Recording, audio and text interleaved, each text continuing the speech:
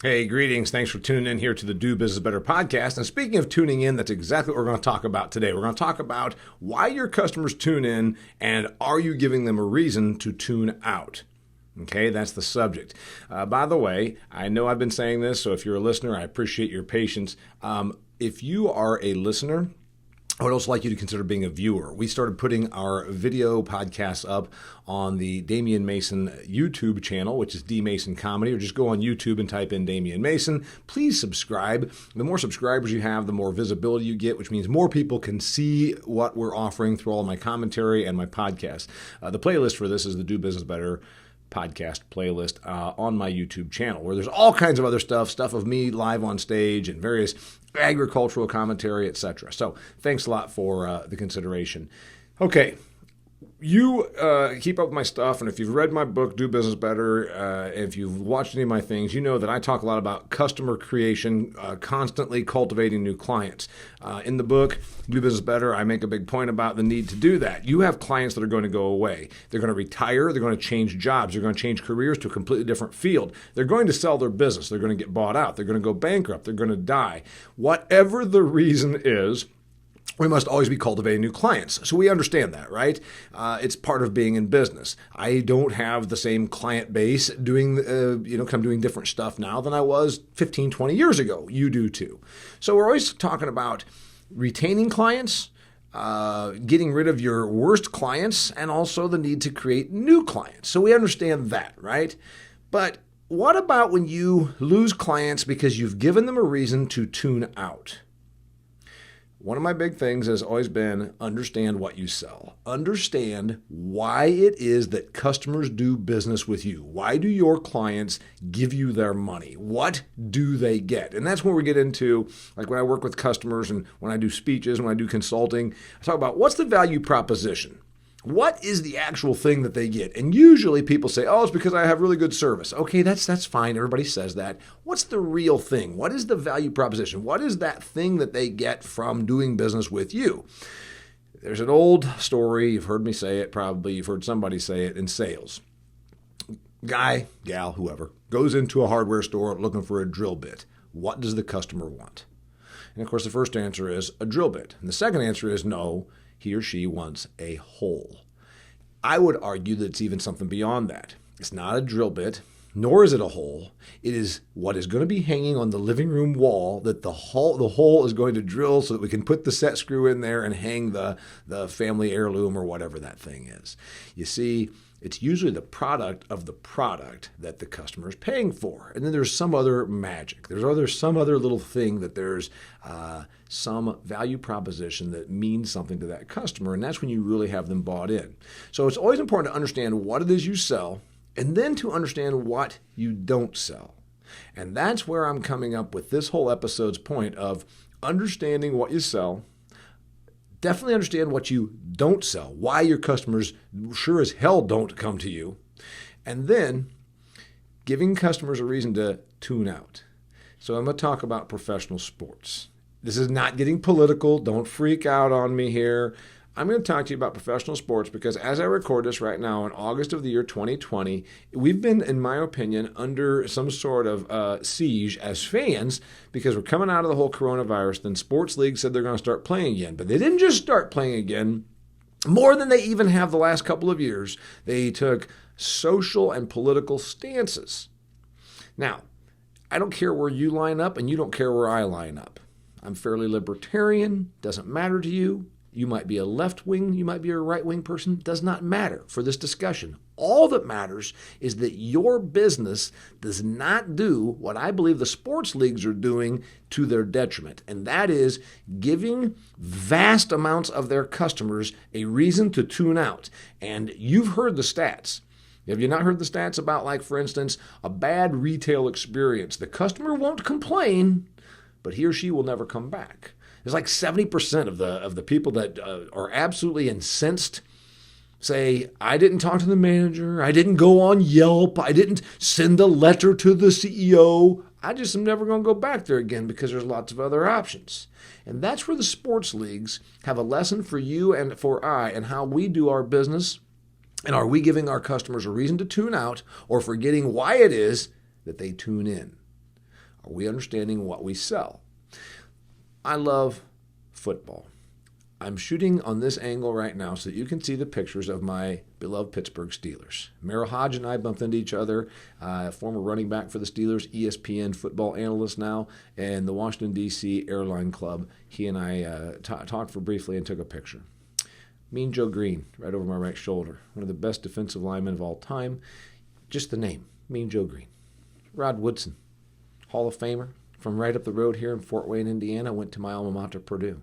Jerome the Bus Bettis, Franco Harris, the Immaculate Reception. And of course, my all-time favorite football player, Jack Lambert, is right there in the middle. Jack Lambert, number 58. Too rangy, too skinny, too tall, too slow, wasn't going to make it, and became an absolute force through his, shall we say, force of will and his work ethic.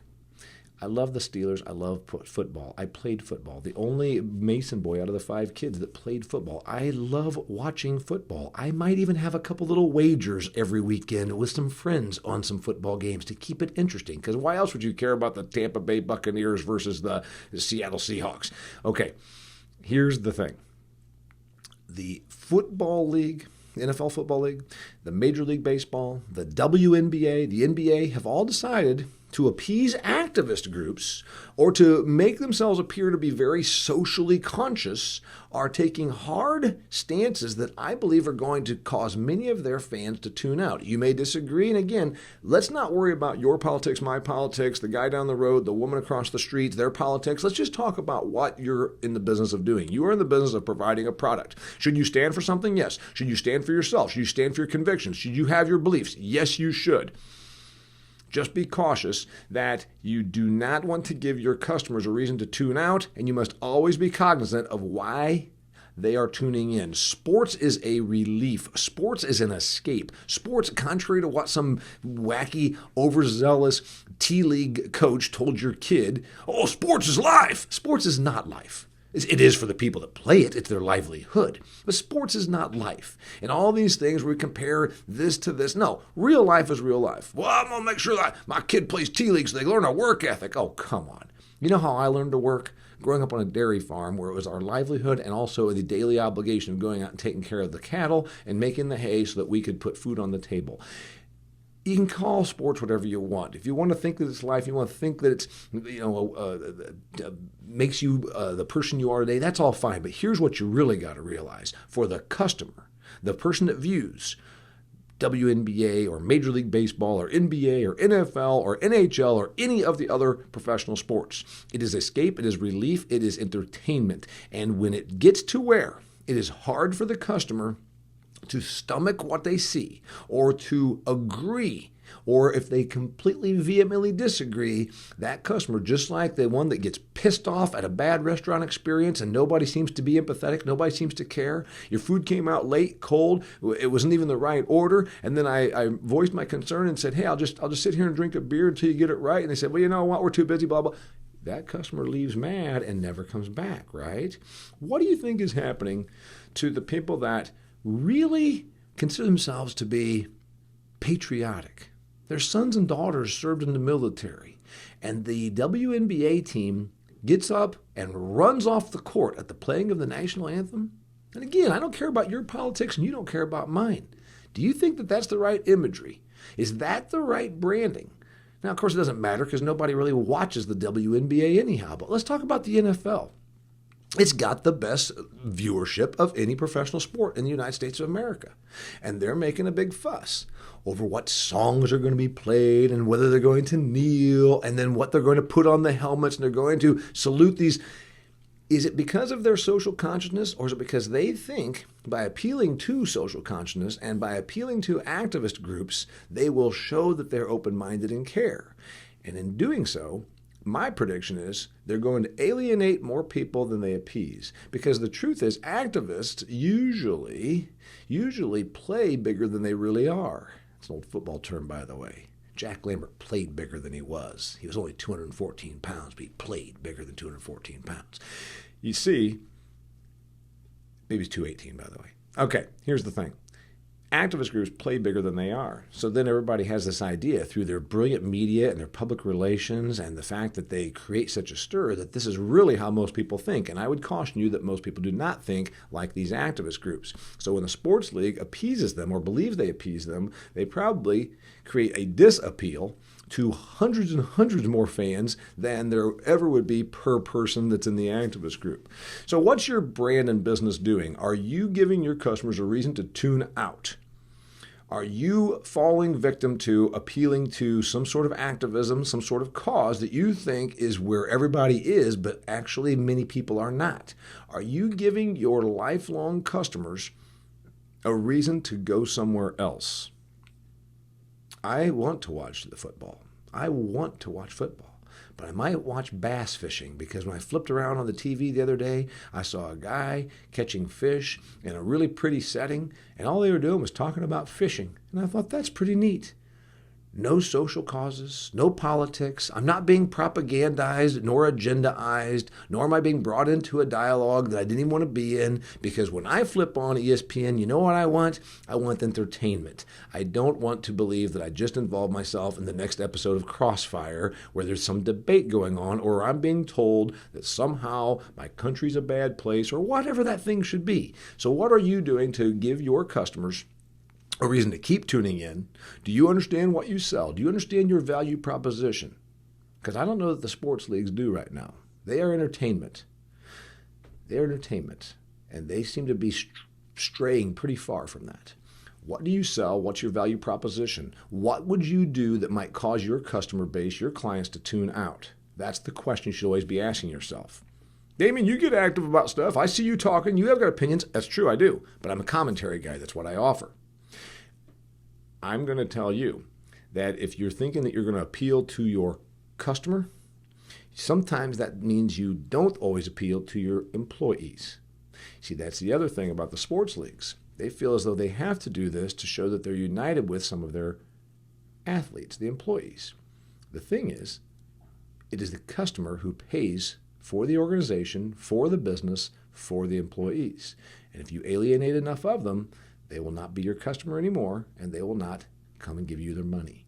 So as a business, if you want to show that you're standing with an employee, that's fine. But what if it turns out that that's completely not appealing to half of your customer base? It's always important to understand what we sell, why people tune in, and then more importantly, to understand what we don't sell, what we're not in the business of, and then to be very hard about this and say, listen, I believe that it's bad for my business if I do this and this. And that's where the sports leagues can give you an illustration and what I believe is going to end up being a bad move for them.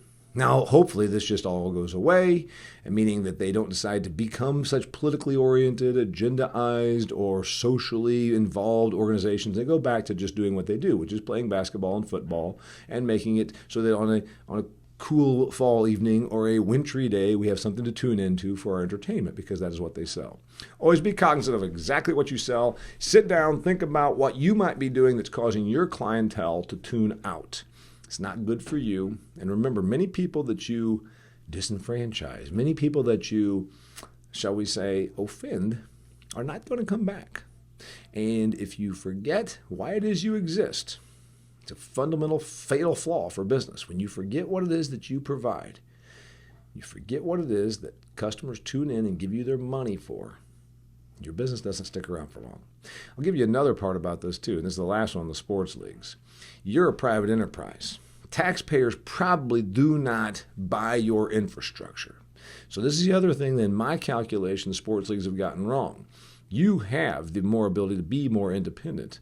But when you are being taxed to pay for a stadium that gets used for 8 games a year by a professional sports franchise, and your tax dollars, and you eat a dinner, it gets extra money gets pulled out of your dinner at a restaurant to pay for that stadium, you all of a sudden are financing the infrastructure for a sports business that strayed from being entertainment and decided to become a political and social cause movement. So now you know wherein there is another rub with many of the fan base.